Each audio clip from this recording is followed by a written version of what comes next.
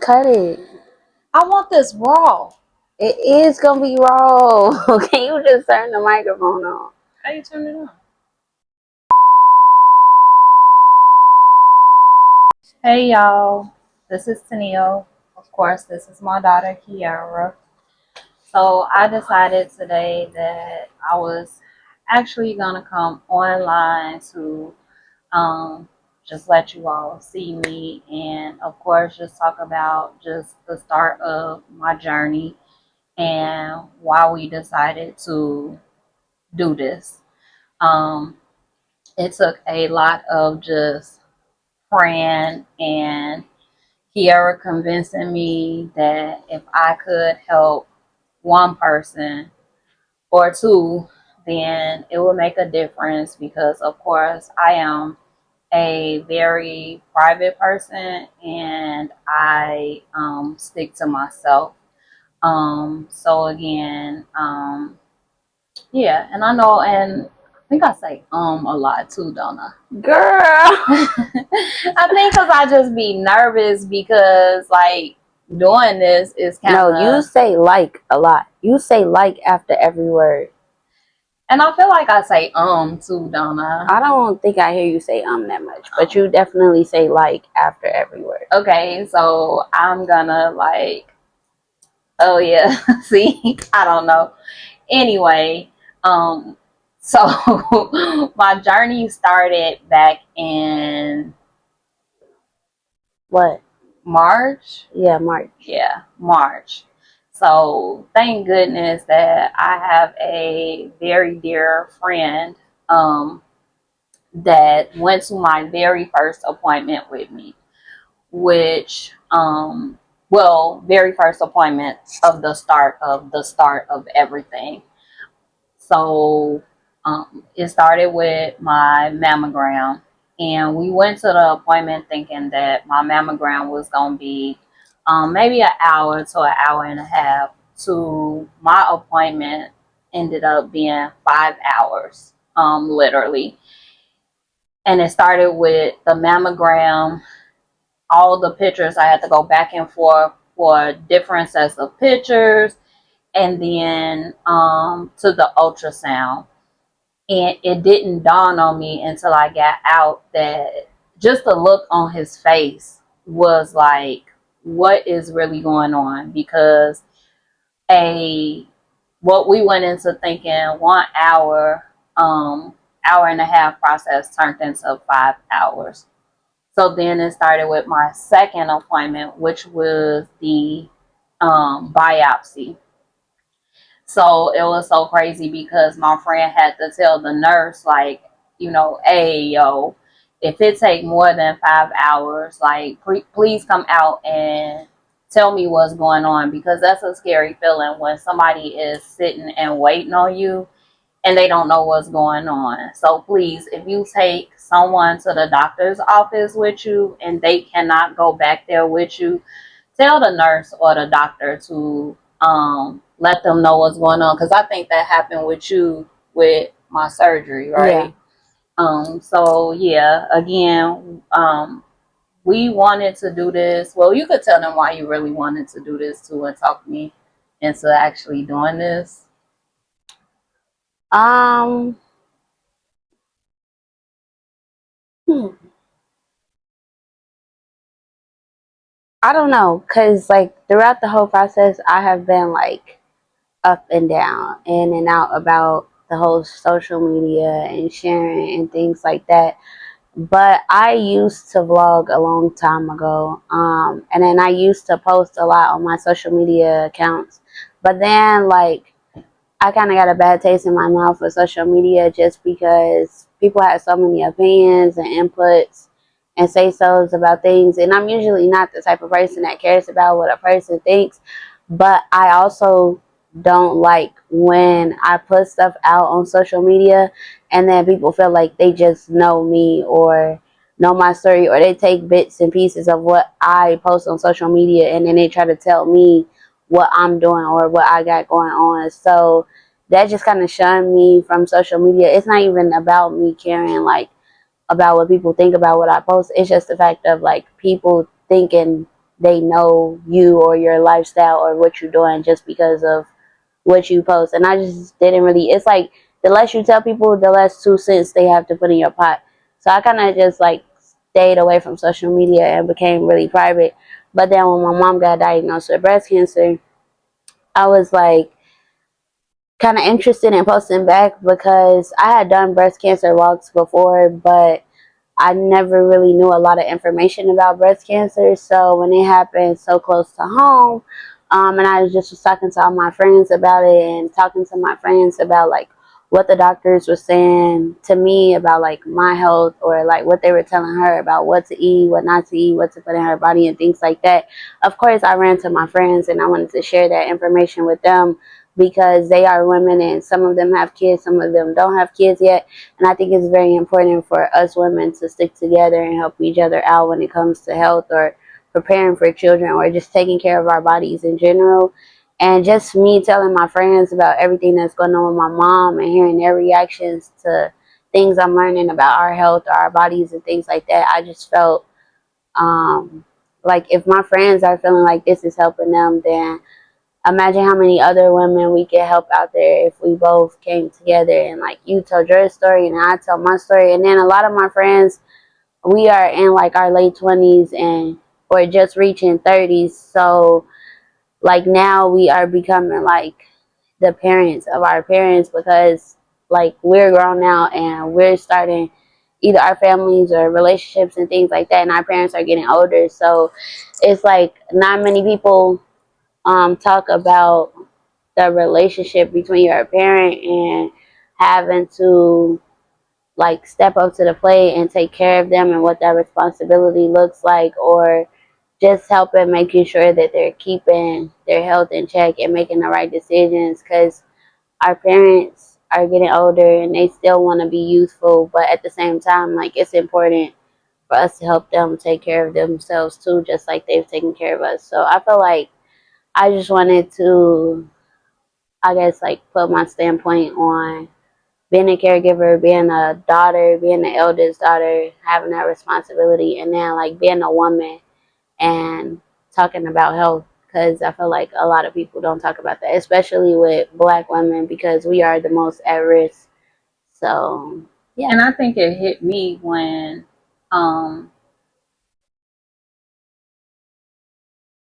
like my play sisters um came to me and said it hits different when it's somebody that you're close to. Hmm. You always hear about, you know, other friends saying, "Oh, girl, like I know somebody who, you know, Yeah, it's have always breast like cancer," and then you you know just be somebody. like, I'm gonna put them in my prayers," and you know, and you put them in your prayers, and then you kind of go about your business. But um, I'll never forget the emotional state they were in when I told them, and even like my close friends, they were like, "Oh, this hit different. Like this hit different," you know.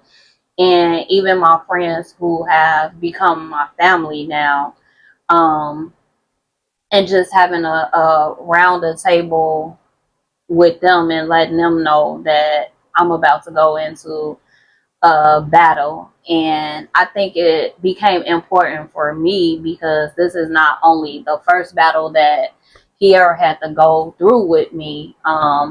30 some years ago, uh, my system shut down and they told my mom that it wasn't nothing else they can do. They basically just wrote me off as, you know, I'm getting ready to pass away. And I think she was like 3 or 4 at the time.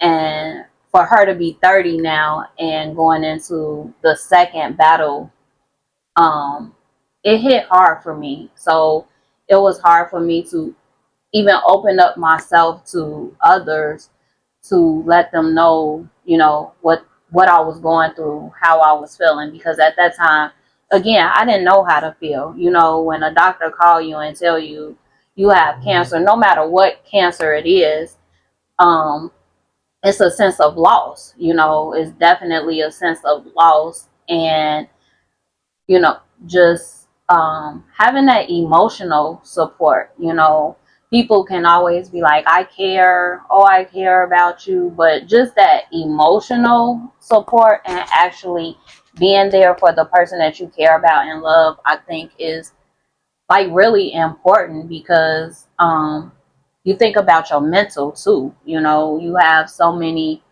days. I know for me, like I was worried about even her mental, you know, going into this because literally she saw inside and outside of me, like really, really. And, you know, to have your child see you going through all of this, um, it's scary. Like it's a really, truly like scary feeling. So it took a lot of prayers and thinking and journaling and talking to God, and ultimately um I do have a testimony. Like I have a big testimony that I feel like, again, if it can help one, two, or 1,000, you know, then that would make me feel great. And then again, shout out to uh just God sending um a pastor in our lives that really, like, although we stream him, shout out to Pastor Mike, um his preaching and his teaching, when I say like my hardest days, and just between him and Pastor Darius and Rock City, they really got us through some rough, tough, Still get us and through. still get us through some rough and tough times. So I just wanted to come on here and just again, even though you all see me through videos and our YouTube channel, and what's the name of our YouTube channel? Her fight, our faith, 13. I just really want us to start posting more of just being our raw self on our pages, um, and just let you all see, like, you know, people can glorify, or they always put filters on things, and um, you know, just the edits and everything. And I really just want us to, and want you all to see just the true journey of actually going through this. You know, like he ever said, it was hard for me getting on elevators, pressing a button, because I'll just be like, pink. You know, pink is not my color. Although you see, I still have on the pink mastectomy bra because I am still in the process of recovery. This is like my 3 month. I'll be coming Almost in 3 months. almost 3 month post op. But it's a journey that we did not expect to be on. And like Kiara said, I am really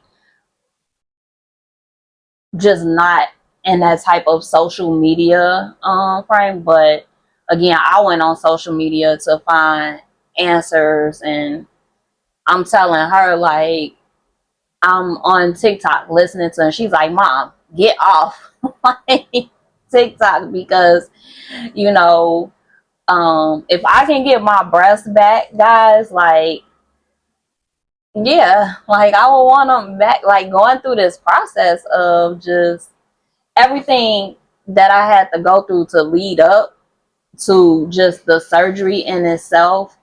And again, thank God that I had somebody on my side that was willing to like go through it with me, and as well as my daughter, and just my small village, because I don't know, you know, how I would have gotten through it.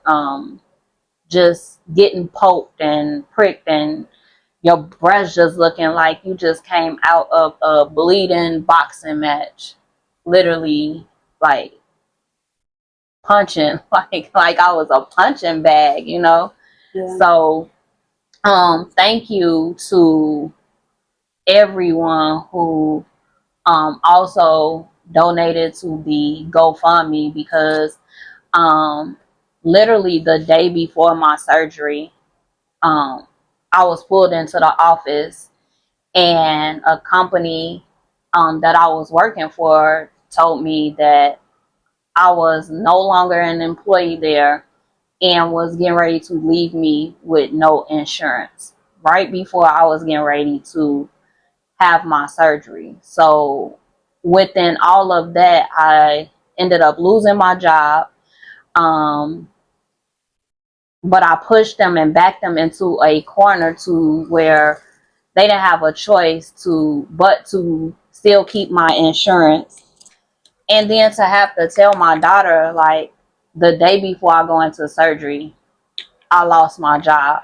Um, that is Like literally, my mom was coming out of a 9-hour surgery, checking her phone and email because she was trying to see about paperwork, about being discharged. And her friend and I were telling her, like, you cannot worry about this right now because you just had a 9-hour reconstructive and removal surgery. But that's the kind of stress that they put upon her. Like, I don't, I would honestly say that this process of my mom going through this has, number one, strengthened my relationship with God so much because it just showed me that there is not one person on this earth that will take care of you like God will. Because the way that these jobs pick you up and you pour into them so much and you give so much, but then like something like that can happen, it just opened my eyes. And then like not only that, but also that with my mom losing her job, like God has come through in tremendous ways as far as like providing and never leaving us, never forsaking us, helping my mom get through that big of a surgery. And just like, I think a lot of people don't understand that cancer, this process, this is me speaking on the outside, being in, because I'm not in her shoes, so I don't walk her journey. But just being on the outside and helping take care of her and feeling what she's feeling, although I'm not going through it, I don't think a lot of people realize that not only is this a physical journey, but it's mainly a mental journey. Like the mental capacity this takes upon one person and even the person caring for that person is extremely tormenting. Like you really have to be in your Bible and you really have to be prayerful and have a relationship with God because nobody can pull you out of that but Him. And that's why like I really appreciate everybody who has donated to the GoFundMe.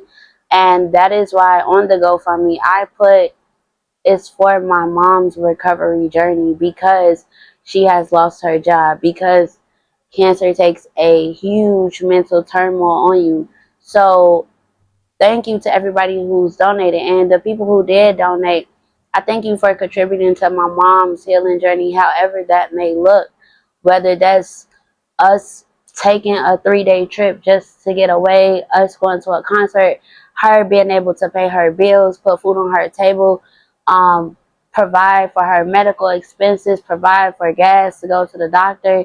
Whatever the case, that money is being used, it's for recovery, it's for healing, because this is a battle that can make you feel like my mom is pushing through. I'm just gonna say that because when I look at her sometimes and when I look at all the doctors are putting on her or the things that they keep switching or trying to put different medications, things like that, it will make you want to give up.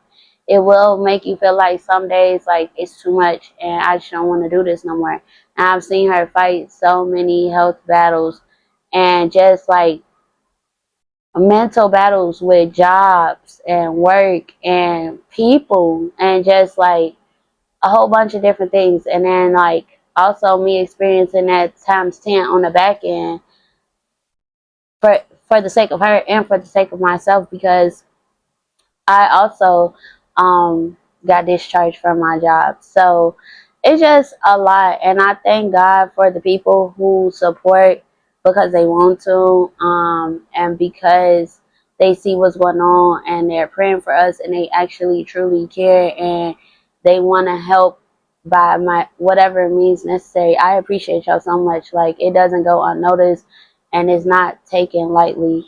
And I think it's like, again, like, I thank you guys because just going into surgery and you wondering, like, are you gonna have insurance? And then coming out, and then literally my diet had to be changed. And so with that being said, my diet required food that costs, it Groceries are costs, not cheap. and just getting away, like, you just need to feel normal again, like doctors are calling you left and right, and they are making sure that you schedule appointments, whether it's labs, whether it's ultrasounds, whether it's this and that.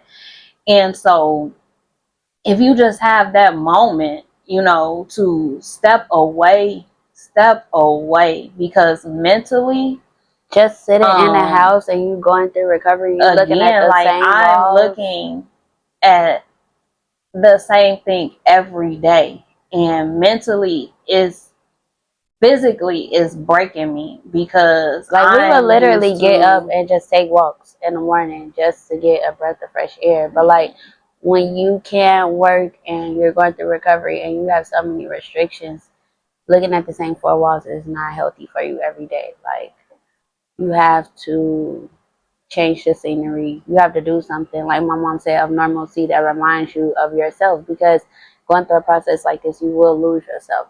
Even being a caregiver, you might lose yourself, just being so consumed and worried about the person that you're caring for, and just trying to figure out like how things gonna happen for y'all, or how you gonna make sure you taking care of this person, or when you away from this person, you just constantly thinking about what the person doing, or what they shouldn't be doing, what they are doing. Like, it takes a toll on your mind. and as a mom, like, you don't want to put that burden, on It's your not a child. burden.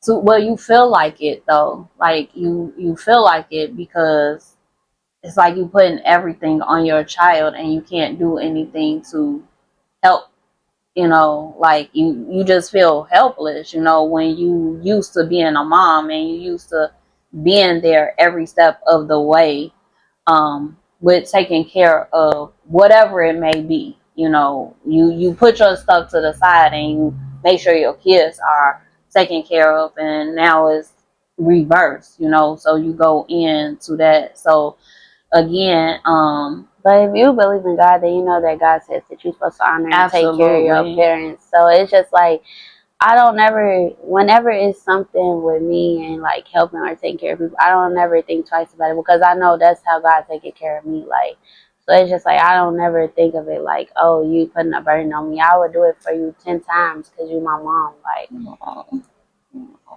don't make me cry. for real. Like, that, seeing you go through that, I was just like I did not want to leave your bedside. Like, even going to Nina party was hard for me. Like, I was crying there because I was just wondering, like, what was she doing? Did I make sure I got all her drinks out? Did I make sure I do this? Did I make sure I lay out her medicine? Like, it's just a lot. And it's like, you only get one of your parents, one of your grandparents, one of your siblings, one of those very good friends that you have. So you take care of your people who is in your village, because you don't get to find those people or get to have those people often. So.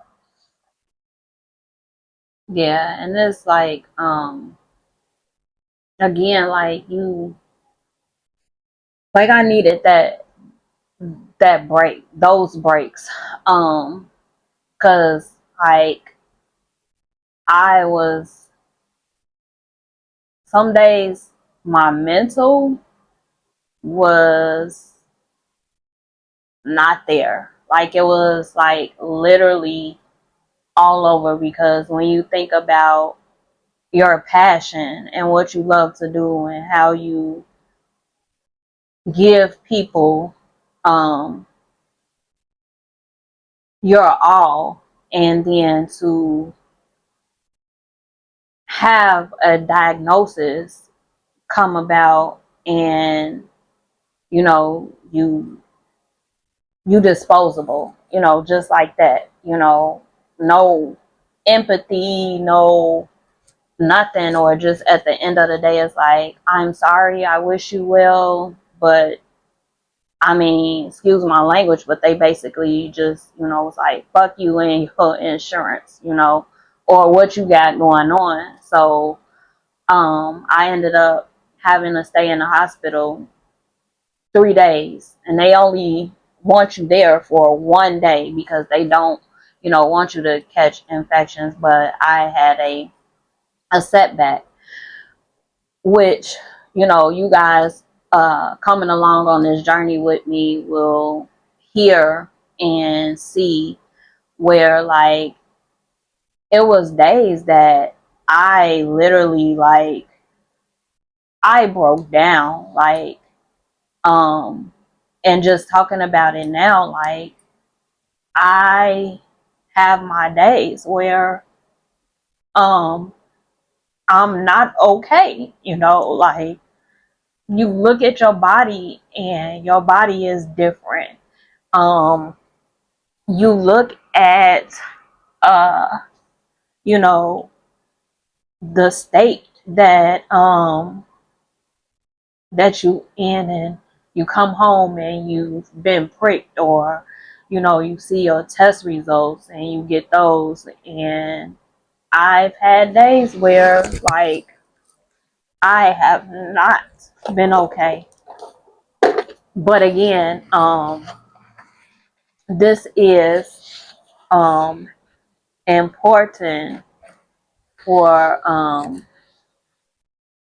us to really dive into, uh, tell our um, tell our journey, tell our story. So I just wanted to really come on here to say thank you, thank you to um thank you to, just my friend who literally was there for me from the beginning. Thank you to my small village, like literally my little sister to my big sisters, to Kiara tag teaming in the hospital, to my friend, because they never wanted to leave me alone, to me coming home, to, again, the comings and, going, to my mom, you know, I'll, with MS and everything that she has going on, literally got on a plane, to see me before I had surgery. To my niece who, did the same thing. To, my brother calling every day because I know, he was worried. And to, again, the ones who donated to the GoFundMe, because again, it is a struggle, like, am I trying to get back to work? Absolutely. Am I trying to get back to my normal? Absolutely. Whatever this new normal for me is, absolutely. Do I want to wake up seeing a countertop just full of medicines to take? Absolutely not. I'm not a medicine person. Like, I just don't like um taking medicine. So again, I just wanted to come on here to um, say I appreciate all of you all for, I want to just be like, sometimes you should be like, oh no, I don't want that person to pray for me, because I am one who think about, people who pray for your downfall, but shout out to my pastor again. He came out with a song that, somebody prayed for me and had me on their mind. And those who, like, pray for me and still pray for me and have me on their mind, like, thank you, because y'all are getting me through this, you know. And again, like, just the fact of like somebody who has seen you throughout everything, like the ups and downs, the ins and outs, your body going through everything, and just to say, like, you know, when you feeling ugly and you not feeling, you know, beautiful, and just to tell you that, like, that means a lot. Going through this, like, that means a lot to a woman, you know, to hear that, because you don't, like, you don't feel beautiful, you don't, you know, your hair, like, is coming out, your skin is changing, just the whole process of everything. So I really wanted us to come on here and let you all see, like, the raw, like, unfiltered us, and say how much we truly appreciate and still appreciate those who are still donating, who are still calling, who are still praying. And I just appreciate y'all, because in this economy that we living in, I know it's not easy to give back when you want to clutch so tightly to your money, because everything right now is just unexpected, with jobs and with everything going up as far as gas and groceries and everything like that. So again, it is truly appreciated and not taken for granted at all, because I feel like at this point everybody money a little funny. So yeah. So And thank shout you out all. to my brother and my nephew, because they always put a smile on her face too. Especially like my brother brought my nephew up to the hospital the day after her surgery, and that put her in better moods too.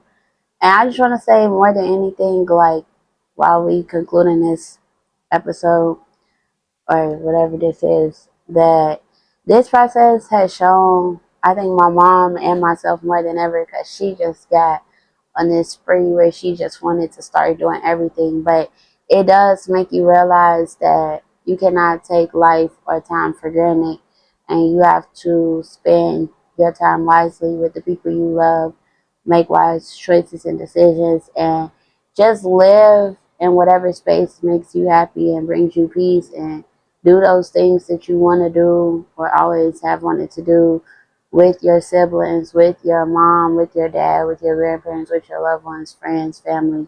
Do what makes you happy for real, because like my mom said, she was fine, and then she went to the doctor, and then all this journey began. So while you can move your body, move your body. While you can do the things you want to do it, because you just never know. And don't think that you're exempt, because you just never know. So yeah, Yeah. that's a wrap.